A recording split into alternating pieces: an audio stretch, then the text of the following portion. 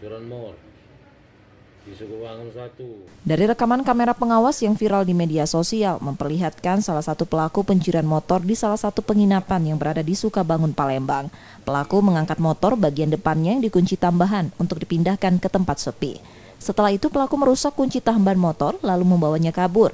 Rekaman kamera ini jadi bekal unit Ranmor Polrestabes Palembang menangkap dua tersangkanya. Tersangka masing-masing Tommy dan Vero. Bersama tersangka, polisi menyita satu motor curian. Dari pengakuan tersangka, cara pencurian seperti ini sering dilakukannya. Kedua, alhamdulillah kita berhasil amankan para pelaku yang sempat memang akan melarikan diri sehingga kita ambil tindakan tegas yang terukur. Saat ini kedua-duanya kita jerat dengan pasal 363.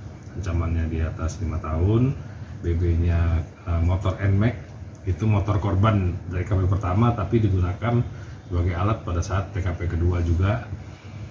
Rekaman CCTV ada di TKP kedua dan kami sedang mengembangkan untuk kawan-kawan yang lain yang belum tertangkap. Polisi masih akan mengembangkan penangkapan usai dari pengakuan tersangka.